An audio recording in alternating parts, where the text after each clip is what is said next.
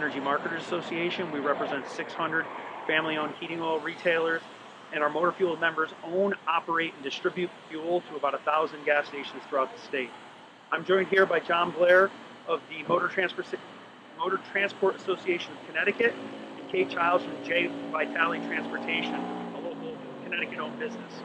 We're here today to raise awareness about the regulations that are under consideration that will ban the sale of new gasoline-powered cars and diesel trucks in just a few years.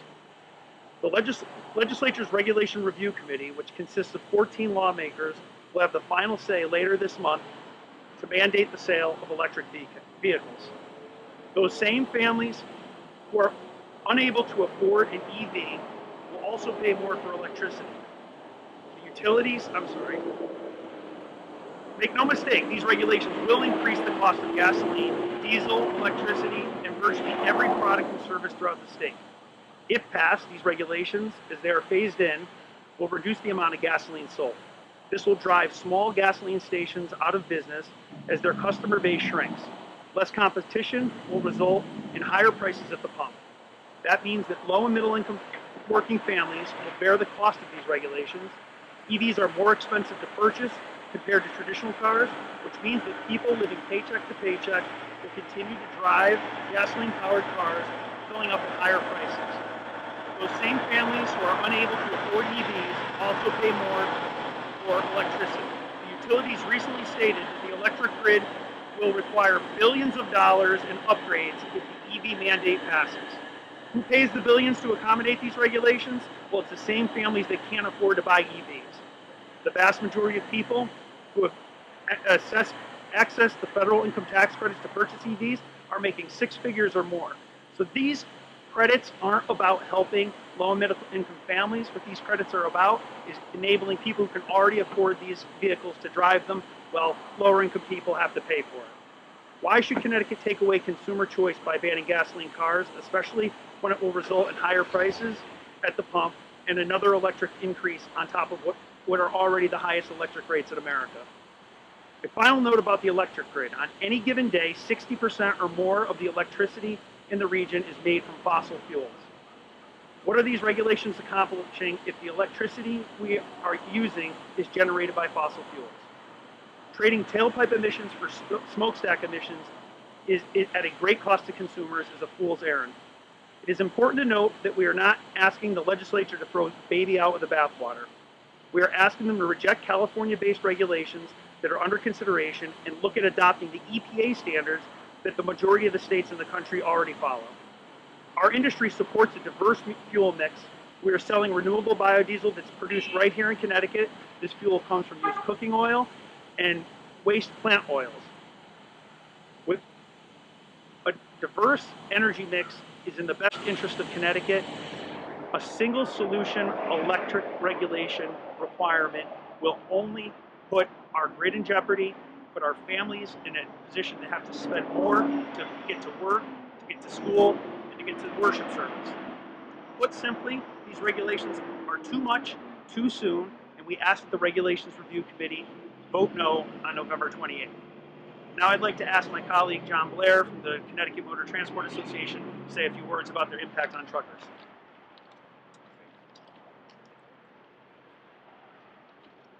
Good morning, everybody. My name is John Blair. I'm president of the Motor Transport Association of Connecticut. It's a 500-member company. We represent motor carriers across the state, which are truckers. And today I want to just touch on a little bit why, as a consumer, should you care about the cost that is imposed on trucks with these particular regs. It's because for us, any cost that we incur is going to be passed along on to consumers. So from the bed that is in your house to the food that's in your fridge, that came by freight. So any increased cost on that is an increased cost on your household. Additionally, these regs are so expensive for trucks that the truck itself, today a diesel truck is about $150,000. These particular regs would double that to about $300,000 to $400,000 for a electric truck, which obviously a cost in and of itself makes it cost prohibitive for us to move this direction. In addition, every single truck would need a charger. A supercharger would be needed for each truck, which is about $150,000 a piece. There are no government subsidies that have been offered by the state of Connecticut to offset these types of costs. California has done that. We have not done that. So we asked for that to be done first. The other issue is the range of a vehicle. Okay, a diesel truck today can travel 1,400 miles on one tank of gas. It can fill up in 15 minutes, turn around, travel back. As opposed to an electric truck. An electric truck can only go 300 miles. Its battery weighs so much it can carry 10% less load. So if you only go 300 miles, then you got to charge for 8 to 10 hours. That means you need 4 or 5 electric trucks to do the work of a diesel truck today. So I implore you, look, we're not. I don't take any great pleasure in having to oppose these regs, but these particular regs, as Chris mentioned, are too fast for our industry. We ask that we take a pause and look at other options such as the EPA, are a little less stringent, but will get us to the same place ultimately. We're not against going this direction. I have many members that want to go the electrification route. It's just that these particular regs are too much for us. So thank you for your time today, and I'll call Chris back up. Thank you. Next, I'm going to have Kate Childs from Vitality Trucking, local business here in Connecticut. Good morning, everyone. My name is Kate Childs. Among some of the businesses we own, one of them is a transportation division. We have about 25 tractor trailers that haul product around the state of Connecticut and over into Massachusetts a bit. Every delivery that we make, we maximize our weight limit. So as you may know, in Connecticut, that's about 80,000 pounds. And I'd like to start off by talking about, the number one rule of saving the environment is to reduce, right? There's those 3 R's: reduce, reuse, and recycle. Reduce is at the top of that pyramid.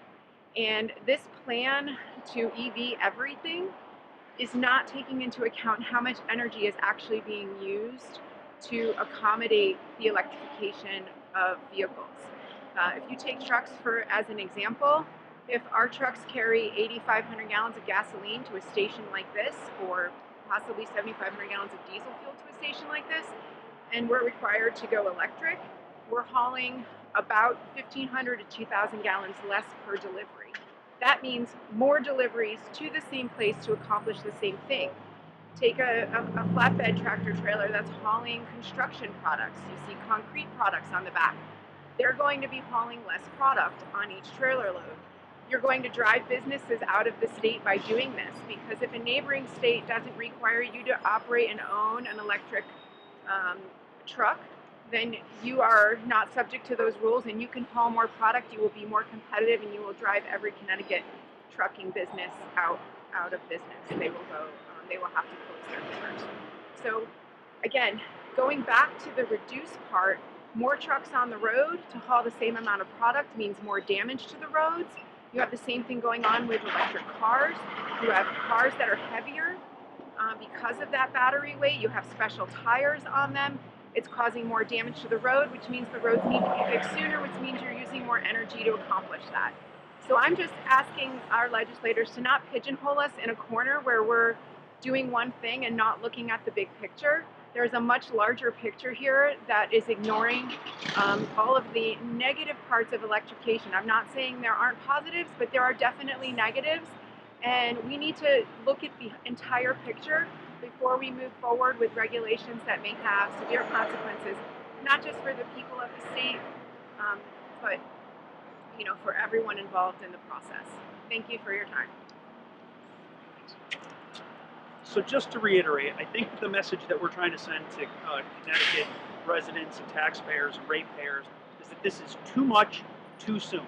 Why should we have to pay more for gasoline, have to pay more to purchase vehicles, and then have the inflationary effect across our economy of paying more for virtually every good and service that will be required to be transported with electric vehicles and trucks that are much more expensive to operate, much more expensive to purchase.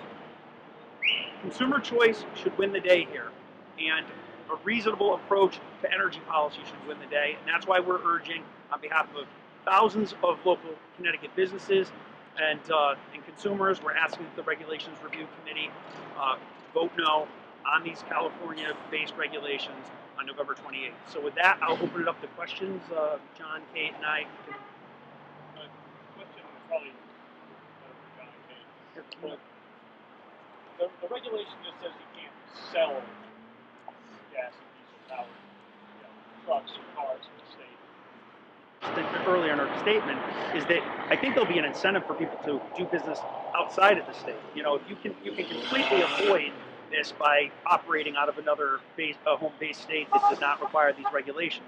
And like I said before, we're not saying that the state of Connecticut should entirely throw out tailpipe regulations. What we're saying is that the EPA standard is more reasonable and accommodates a more diverse approach to fuel. So the short answer is that it will probably more likely drive sales of these trucks and cars out of state and potentially relocate businesses outside of the state. A question for Chris and John. Have you had any discussions with members of the committee, how they're leaning, what's going on there? Obviously, it's a split committee, so. Yeah, we've spent a tremendous amount of time trying to get in touch with different members of the committee. The Republican members that we've talked to seem to be in favor of this. We have probably 3 or 4 House Democrat and Senate Democrat folks on the fence. So, you know, as we do in session when we're lobbying on behalf of our industries, we touch everybody on the committee's cognizance, and in this matter, that committee cognizance regulation review committee, and that split committee makes it a little bit opportunistic for us, but we might be able to make some headway there. Yeah, right now we're working with a 15 business association coalition that are opposing this, and they range from lumber and mulch associations to the Farm Bureau, to motor transport, the beer wholesalers. So there is a very diverse array of businesses that rely on trucks to be able to move their products around that are all fighting against this, and we're all communicating with legislators about what we think the potential damage of these regulations will be. Good, everyone? Okay.